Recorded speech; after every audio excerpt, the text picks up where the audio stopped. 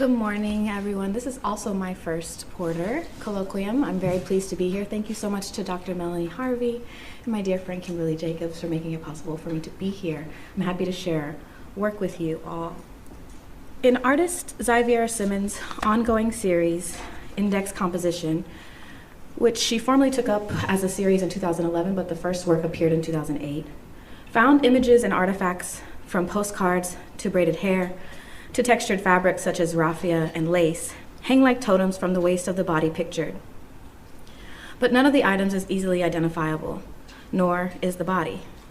The upper half of the body is wrapped in fabric like a cocoon, creating two contiguous yet distinctly different object worlds that draw attention to the body's topography, its surface rather than its substance. In some of the works, the body's skin color is visible. In most, however, neither the body's race nor its gender are easily discernible, a motif present in each iteration of the series. As the series progresses, the backgrounds for each new set of images, from wood paneling to black, white, and solid colors, remain fairly mundane. Meanwhile, the fabric patterns and totem configurations grow more sophisticated and complex. The focus of the series, consequently, is the body and its various states of becoming. Formally, the series brings together sculpture in the images effacing column-like arrangements with the language of full-body portraiture. Theoretically, the series coalesces issues concerning photography, the index, and the self. In her reference to sculpture, a medium fundamentally about space and its reception, Simmons employs an additive technique that mirrors the act of composition, that is, the action of putting things together. Individual items are fastened to each other to create the larger work. Subsequently, through the process of accumulation, the body becomes a landscape, a genre that, along with portraiture, is seen to index selfhood. Recent studies of landscape highlight how the genre functions as a cultural practice of exchange between humans and nature, self and other. In this way, landscape acts as, quote, space, as environment, as that within which we, figured as the figures in the landscapes, find or lose ourselves, end quote. Visual studies scholar W.T. Mitchell says. Historically, Mitchell explains, landscape has been a dynamic medium in which we live and move and have our being.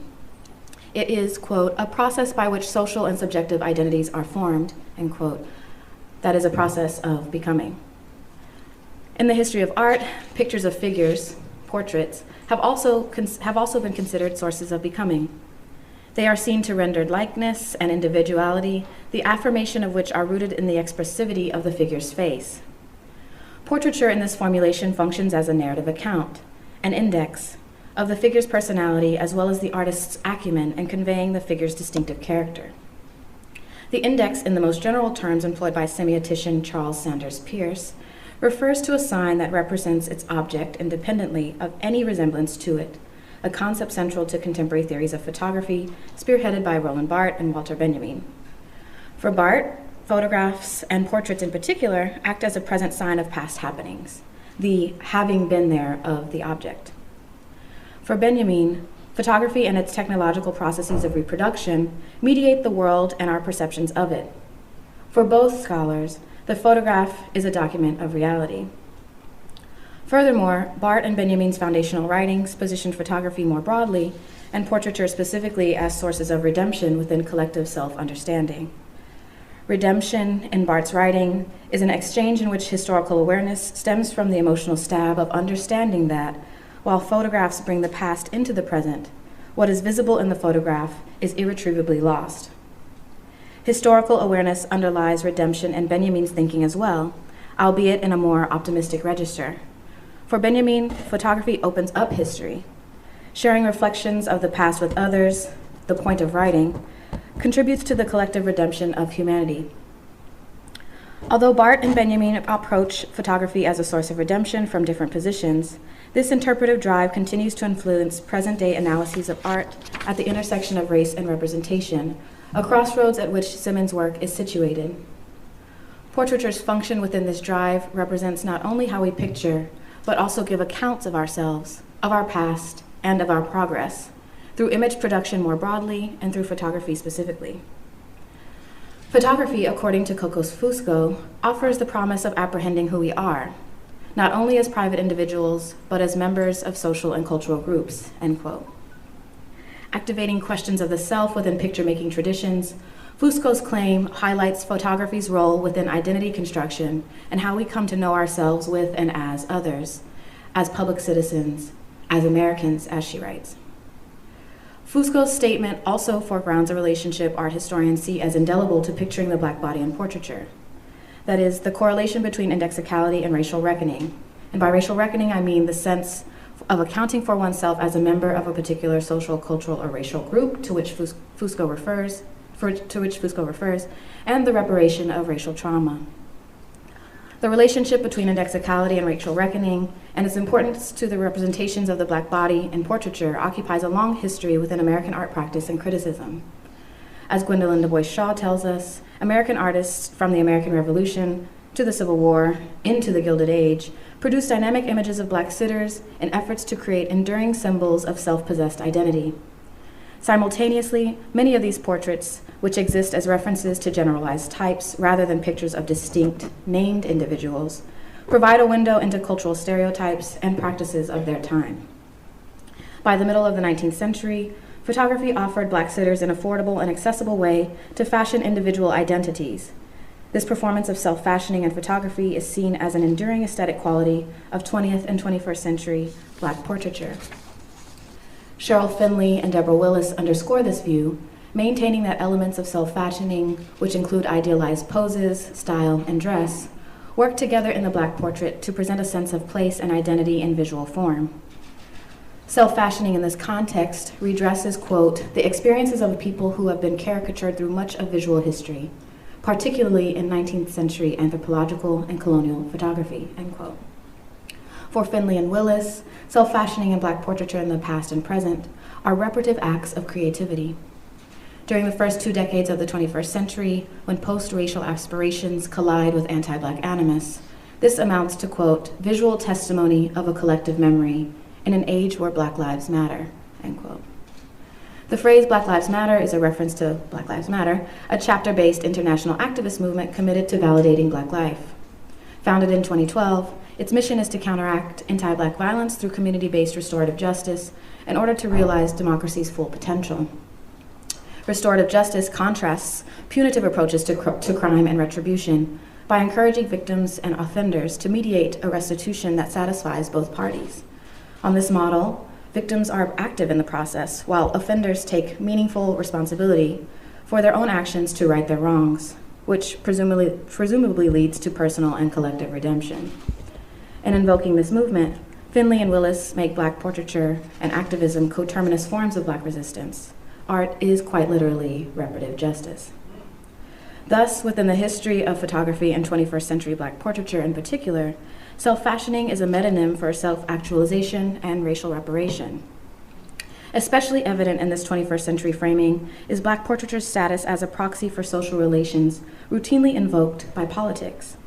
Portraits are proxies for individual and collective selfhood. Photography's ability to account for the self in terms of race, gender, and sex, individually and collectively, is a primary concern for Simmons, and portraiture and landscape are key sites for the artist's engagement with histories of image making.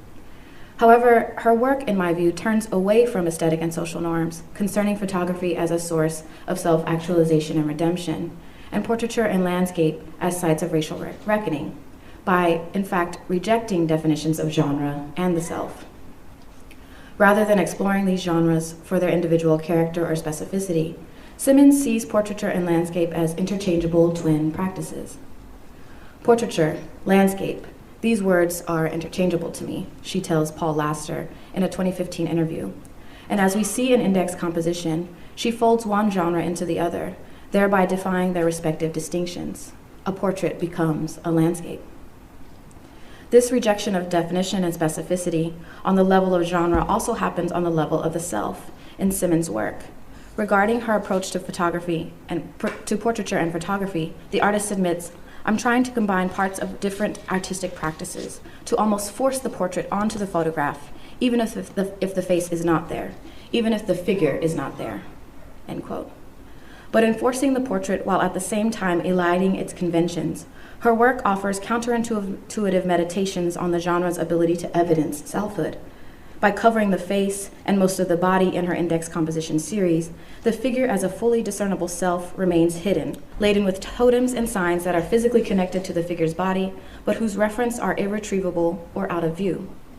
Therefore, rather than presenting portraiture and identity as co-constitutive, Simmons' accumulations of found photographs, diasporic totems, and cloaked poses purposely do not reveal the subject's self pictured in them.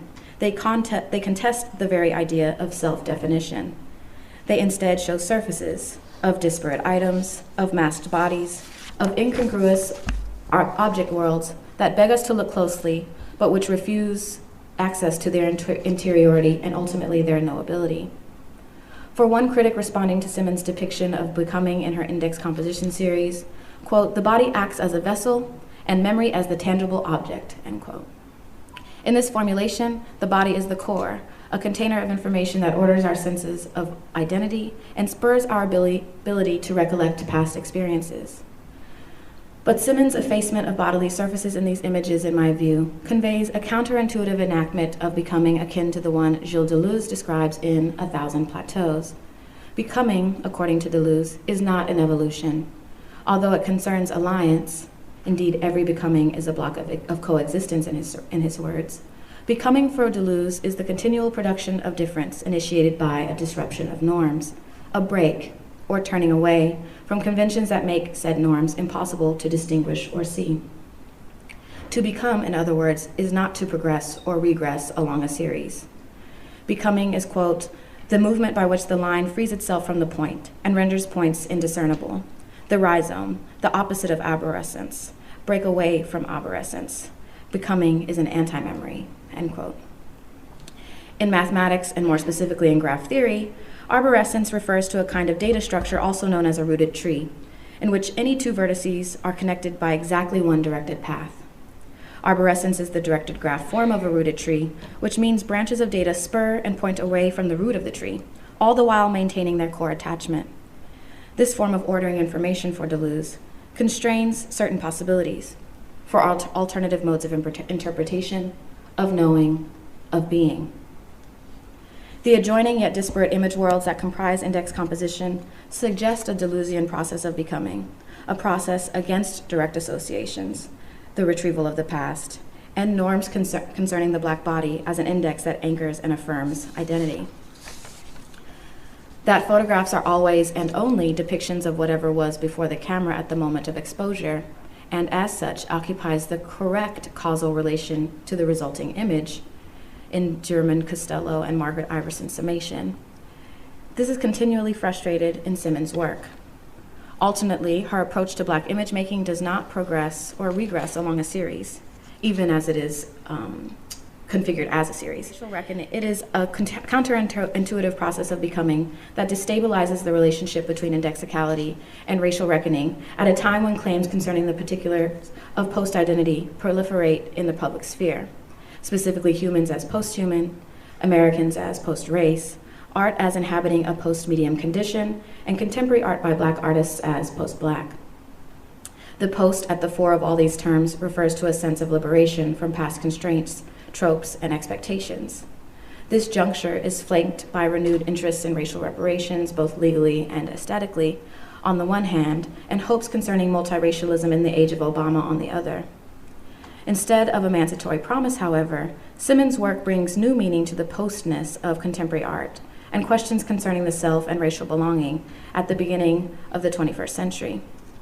Through counterintuitive enactments of becoming across her practice, she complicates the ability of photography and its genres of portraiture and landscape to account for the self, presenting non-identification as an aesthetic rejoinder to a cultural and political climate that demands Blackness's persistent visualization. Thank you.